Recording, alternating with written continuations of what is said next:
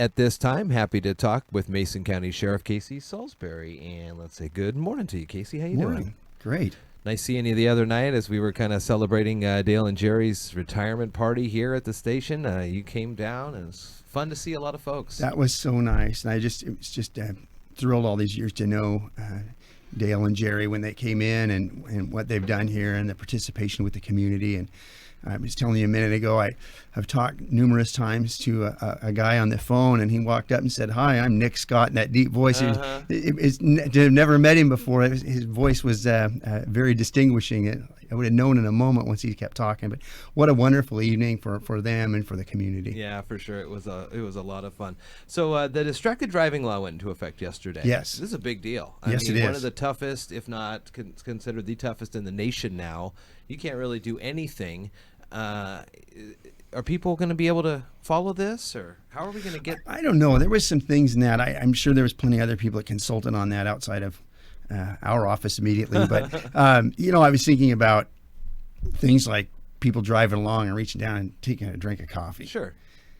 And we're talking Washington State and coffee drinkers. I'm not so sure how that's going to go. It seems like that, not being able to reach down and drink a soda pop or something, a cup with a straw in or something, and that's going to be tough. That's going to be an interesting deal there. I absolutely understand the texting issue, and the I like the idea that the phones are held in a device, that they're not flopping all over, right. And there are plenty of things that you can buy for your car. I've in our patrol car got a way you can just activate when it calls in. It comes in through your radio in your car, and it's totally hands-free, that kind of thing, and voice activation and stuff. But I thought it was also interesting that it says in there, if I read it correctly, is you only allowed to use one finger. Yep, minimal use of a finger. What happens if you push it with your thumb? Well, is it is that a finger too? There was some things in there that I thought were interesting, but I do believe it's going to make things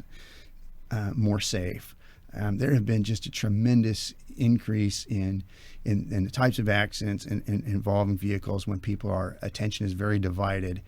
And if you ever see on that, you look down for just a second and come up at different speeds and how many feet you travel. Yeah, I was just thinking. It's pretty amazing. And if you, I went to Seattle a while back to do a program with the Seattle Police Department, and I was absolutely amazed. I'm so glad I don't live there.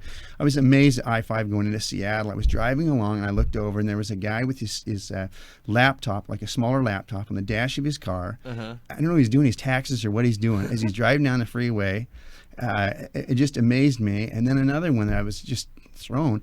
I was amazed by that guy until I got up a little bit further, and a car passed me, and a woman was completely turned around in the driver's seat, dealing with her child, I'm assuming, in a car seat, not even watching, going 50 miles an hour down the freeway, looking out the back window. So what are you waiting for, the turtles in the road to tell you may be drifting a little? I guess, but the traffic can stop so quickly, and if you're looking down for a second, or you're I can't tell you how many stops when I was working the road that I made.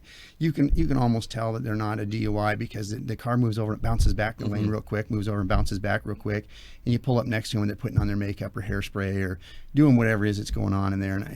And it just takes a moment in that kind of traffic, or you travel so far off the roadway, that I think it's going to be a good tool. I think that law enforcement will be careful how they enforce that too. You look at some of that stuff, and I'm just thinking, if a person reaches down and takes a drink of coffee, and that's going to be kind of challenging, or if they use their thumb instead of a finger. I'm not sure if the legislature really meant it that way, but I think it'll be helpful. Sure. Last week, some budget talks continued on, and you put forth your proposals there of your side of the budget issue, and the county commissioners looks likely they approved them all. And you okay with how things worked out? The best you can do with the limited amount of money? We went back and we produced what we felt we could give up without cutting into people. And there was a 2-to-1 vote over. Commissioner Schutte voted not to go down the road that they went with ours, and so it took extensively more cuts, which means more staffing out of our office. That's just this year. And as late as Friday, we were still down there Friday afternoon, evening, figuring out into next year where those cuts are going to be made. And I think the challenge with that, Jeff, is that when you don't, I know there's some people out there that would like to tell us how to run the business, but when you don't understand how that increases at an exponential function of what happens, it's like your car. If you stop servicing or stop putting air in the tires start to wear faster, and pretty soon you're on worn tires, and you still don't put air in them, and pretty soon that worn tire becomes gone, and you're down to your spare, and then you're running that. You're not taking care of things. In the long run, when you're not taking care of things day to day, it gets very expensive overall. And I fear I know that's what's going to happen. Our jail, at least right now, because we had that reduction, we're not going to be able to hire in those people. We have 16% reduction in our staff, so we have to reduce our jail population by 16%, which prevents us from bringing basically anybody in there. We had to set out standards of who we will and won't accept in the jail anymore, which is going to leave a lot of people in the community that shouldn't be there, that need to be accountable, at least to be held until the court can see them. It's going to be challenging for the judges because it's going to be, they want to put somebody in, they're going to have to find somebody to move out. We can't go over, it's like a fire code. You can't put more people in the building than should be in there, because if something happens, you're going to be held liable for it. So you have to have a certain amount of staff, and we're at the very, very minimum staffing you can possibly have. And you can't go over jail population, or you're going to result in some type of litigation, and that's very expensive. And if that happens, it's going to cost the county much more than it has ever cost us so far. Look at it on social media when we post these interviews, and your interviews are by far one of the most popular segments we have here. Lots of reviews, lots of looks. So mostly people are very supportive. There are detractors, and we see questions. Sure. People say, one of the questions I thought was kind of an interesting one. Maybe you can explain the need for so many chiefs in a county like that's this. An excellent question. That's a question that comes up. I see all the time on. There social will media. be a piece come out on that. Our guys have already worked on that.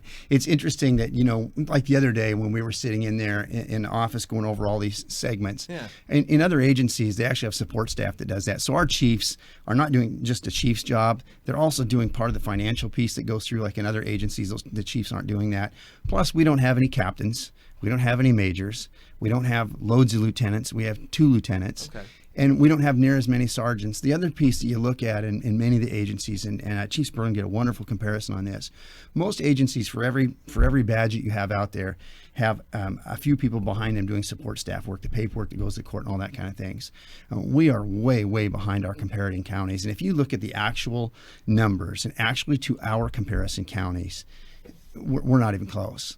And then if you want to make that comment, which was made by somebody made that deal about the Chiefs, you go up there and you look at Pierce County and ask me how many captains and majors and support staff that they have. I mean, they used Pierce County, not us. But you just look at our comparator-sized counties, things from their staffing levels to their rate of pay and everything. We're way behind on those areas. So our chiefs are doubling up, doing a lot of other things. And also, in each one of those agencies, my last agency, somebody made the complaint that 2 of those chiefs aren't commissioned. 2 of the neighboring agencies in the civil division, the chief never was a commissioned police officer for many, many years, for over 30 years. And the other agency I used to work for, exactly the same circumstance in the finance office. That person was referred to as chief. You could call him Jelly Bean Counter if you want. It really doesn't matter we could change that title if it makes somebody feel better. But the work is still the same. And if you were to cut that position down, all it's going to do is you're going to have to move everybody down. It's going to take more people off the road, and it just compounds. We're so far in the hole now with our staffing or where it's going that it's going to be detrimental to a lot of things in our community. It's really too bad to see that there aren't priorities of government here. We've asked for years, what is the number 1 thing, the number 2 thing, the number 3 thing, and what are the goals and objectives with that? Other counties have those, and we still don't have our actual goals and priorities of government and our goals and objectives for the future for many years ahead. And that's really challenging when you're just kind of like moving like an amoeba when you don't have those. Right. Well, I'll continue to scour through all those comments. A lot of great comments. And thank you also. I think the important thing was, the most important thing, during this time, I don't know why people aren't listening, but the overwhelming support from our citizens that are very, very happy with the work that our deputies are doing out there and the crime rate that's come down since I started in 2007. It took us about a year and a half to get things underway. Our crime rate came way, way down, which a lot of places have not. With that, if you're going to go back to standards in the 1990s with numbers of deputies, you can expect that your crime rate is going to go back to where it was well before I came here. And that's just kind of theoretical, but I think that common sense will tell you that. The other piece is I want to thank all the other law enforcement agencies and county leaderships from counties and cities that have called and said, how did this happen to you guys? And they just can't believe that it got this far out of control.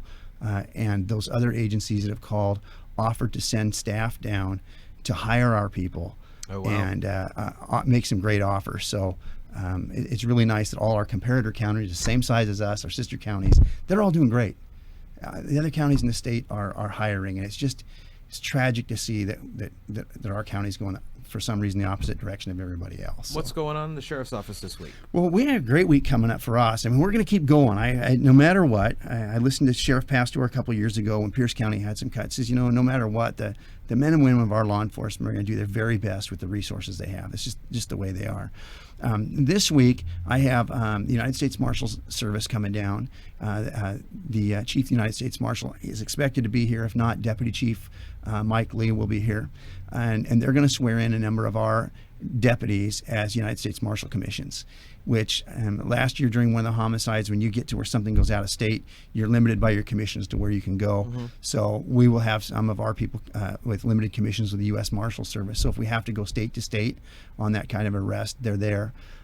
It'll also help out. We used to do those sweeps with the Marshal Service a few years ago. We'd go through our community and fugitives, people that haven't been showing up for court or avoiding.